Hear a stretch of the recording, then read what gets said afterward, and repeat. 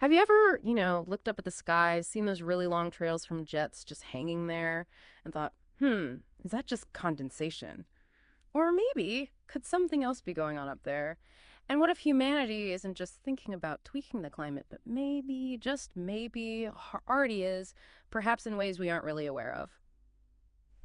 Welcome to the deep dive. Today, we are plunging into, well, a really fascinating and definitely controversial area, geoengineering. We're going to focus specifically on something called stratospheric aerosol injection, SAI, that's a proposed way to cool the planet. And then we'll pivot to the pretty compelling, sometimes unsettling claims around what a lot of people call chemtrails. So our mission here is to try and cut through some of the confusion. We've waded through a whole stack of sources presenting really different takes, scientific ideas, investigative reports, you name it. The goal is to pull out the most important bits of information, the key insights just for you.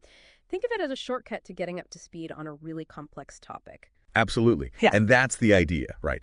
This deep dive should help you quickly get a handle on the main arguments, the evidence points being made from all different angles. We want you to gain the knowledge, understand these multiple perspectives without getting totally bogged down in all the detail out there. Okay, so let's unpack this first part. Our sources introduce this thing, stratospheric aerosol injection, SAI. It's basically a technology scientists think could potentially help dial back some of the warming effects of global climate change. The basic idea behind SAI is actually, well, it's kind of neat. You seed the stratosphere way up high with these tiny reflective particles. The aim, bounce some sunlight back into space. It sort of mimics how big volcanic eruptions can cool the planet for a while. And when you look at the potential upsides mentioned in the research, they sound pretty good.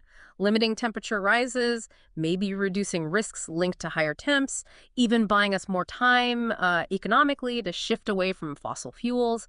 Yeah, and what's really striking when you dig into this, beyond just the science, is the cost factor. The National Research Council estimated that a full-blown SAI program might be, and this is their phrase, relatively inexpensive. We're talking maybe $10 billion a year, which is, well, it's fascinating because that kind of figure makes it sound almost temptingly easy, doesn't it? Tempting, right? But despite that promise, the sources are really clear. Actually doing SAI would bring up some major, major challenges, really thorny problems. Thorny feels like the right word, definitely. I mean, technically, for starters, SAI wouldn't fix everything. It wouldn't actually pull greenhouse gases out of the air. So you'd still need massive cuts in emissions to deal with other big climate issues like, ocean acidification. It's not a silver bullet then. Exactly. Not a silver bullet. And even if the tech worked perfectly, the politics, wow, that could just blow the whole thing up. Which brings us to the geopolitical challenges. Think about it. This technology could change weather patterns. It might help one region but hurt another. You can imagine that triggering, as the source says, sharp opposition by some nations.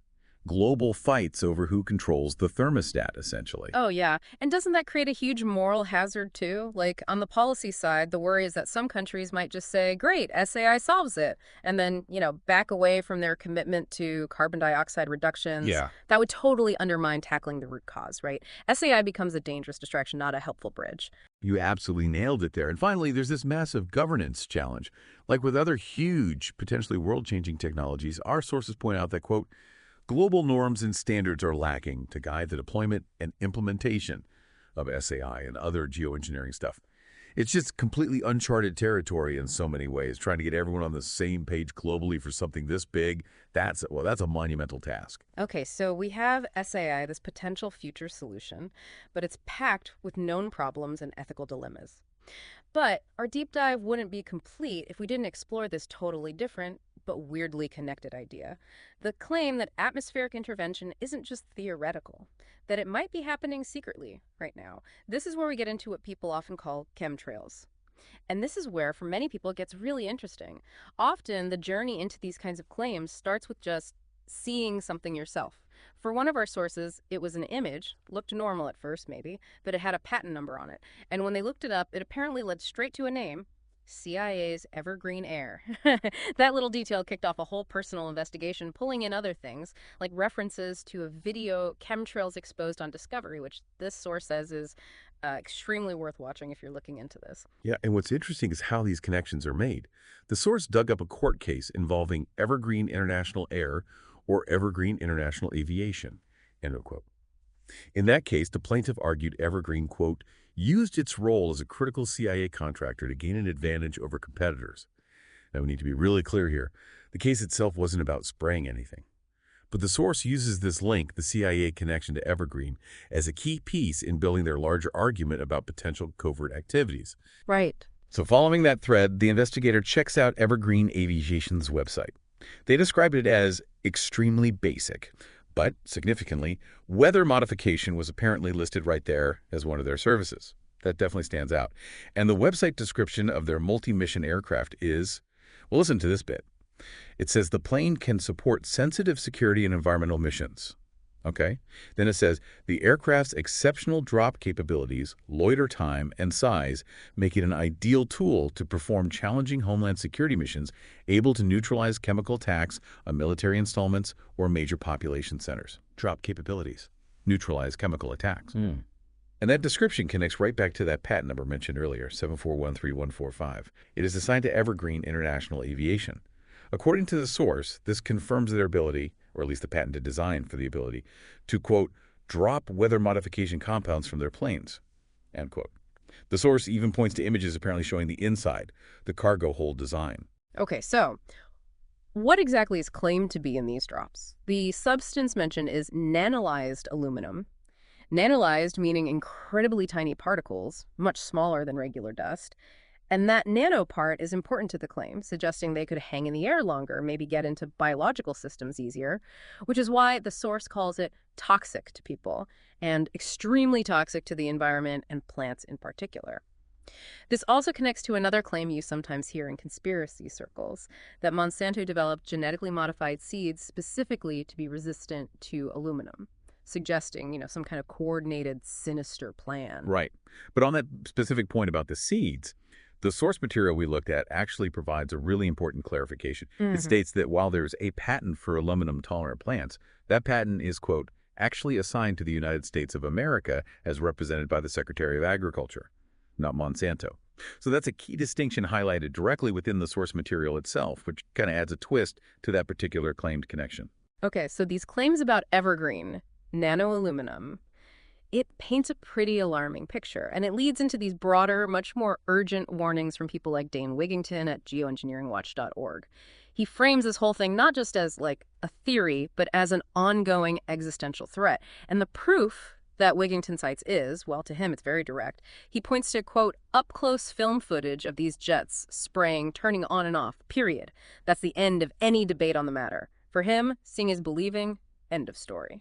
Yeah, and if you connect that to the bigger argument being made here, the central claim from this viewpoint is that the whole idea that the lingering, expanding jet trails we see in our skies is just condensation is basically a lie, a fallacy, and in Wigington's very strong words, the greatest lie ever perpetrated. It's a total rejection of the standard scientific explanation for contrails. Right. So his conclusion, and the conclusion of those who follow this line of thinking, is that these trails are actually sprayed aerosol dispersions, and that they're part of an ongoing global climate engineering solar radiation management assault. So basically a harmful secret version of the SAI solar reflection stuff we talked about earlier. And the consequences described are, well, they're incredibly severe. The source states, these programs are decimating Earth's life support systems.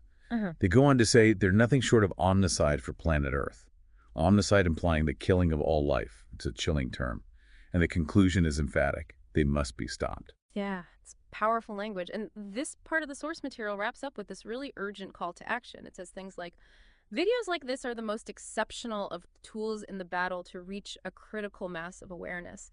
The message is really clear. We must all use every tool at our disposal. Every day counts. Very urgent. So, okay.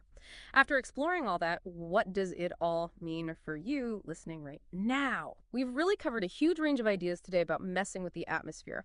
On one hand, you have these scientifically proposed solutions like SAI, which come with all these known challenges, technical, political, ethical, huge hurdles. And then on the completely other end, you have these claims of secret, ongoing operations that some believe are incredibly harmful and are happening right now above our heads. And I have a lot to take in.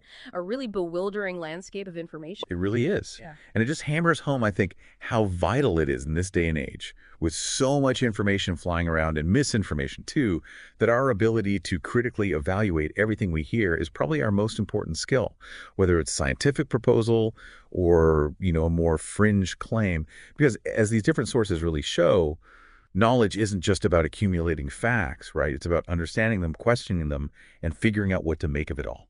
Absolutely. So maybe the next time you're outside and you look up at the sky, what questions pop into your head now? Thinking about the potential, the definite challenges, and these vastly different claims about how we might be influencing or perhaps already are influencing our own atmosphere, it certainly gives you a lot to think about.